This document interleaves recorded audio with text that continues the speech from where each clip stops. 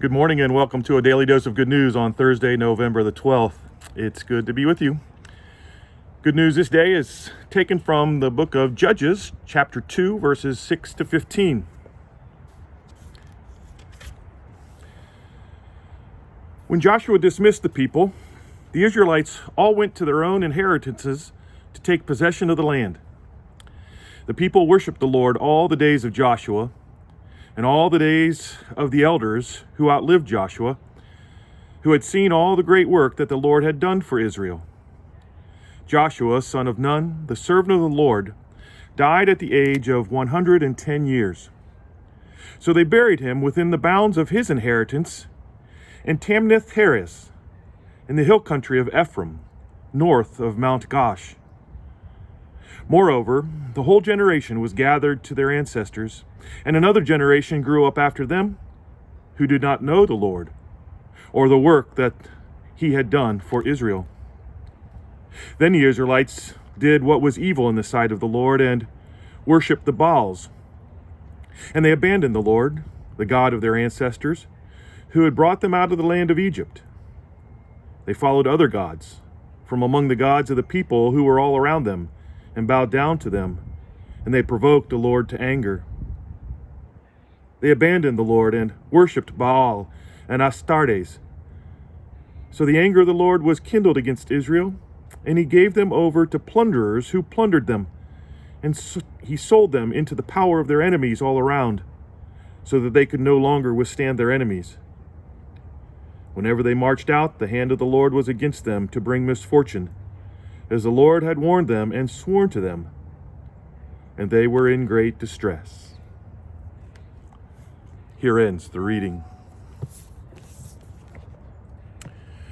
Well, to be sure, the journey toward fulfillment of God's mission to bless all nations of the world through the love of God and neighbor, that journey is hardly a straight line. First articulated with the calling of Abraham and Sarah, through whom that mission was begun, and consummated in Jesus' resurrection from the dead, whereby we see God's mission extending beyond the grave for all eternity.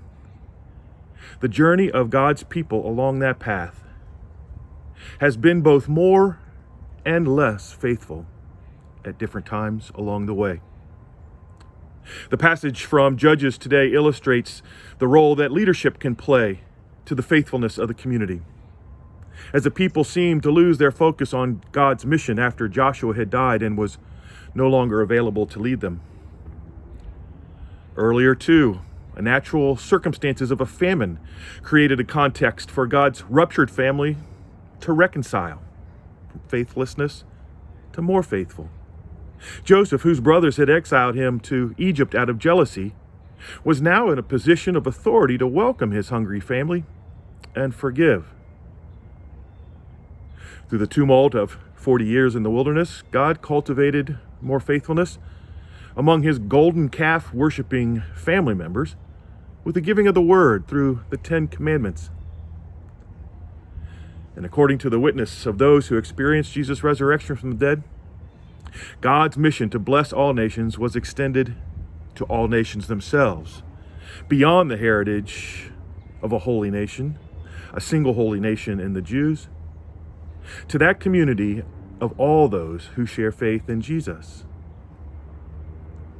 And in the 16th century, a monk in Germany, with the technological help of a Gutenberg printing press of all things, shined a light on the waywardness of the church in his day that even now is drifting back together these 5 centuries later toward faithfulness in dialogues, toward understanding and respect through Lutheran and Catholic churches.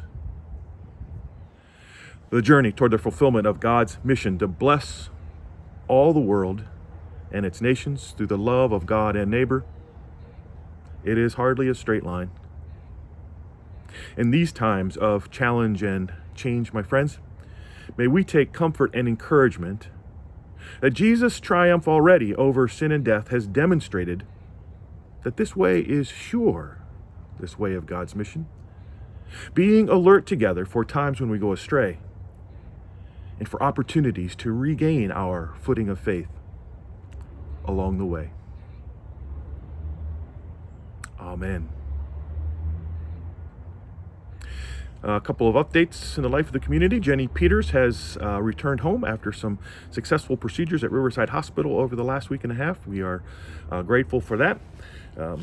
Can also let you know, here in the Watchman household, a couple of us have been exposed to friends who didn't know they were positive when we were together, and have since done the kind thing to let us know. So we are in quarantine here for a little while, just to be safe and make sure that we're not sharing the virus unnecessarily either. So you might remember us as well.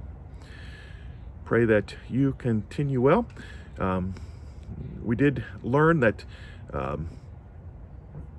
Fred Lloyd's memorial service will be held in Dublin at the Kaufman Pavilion, in outdoor service on Sunday at 2 o'clock.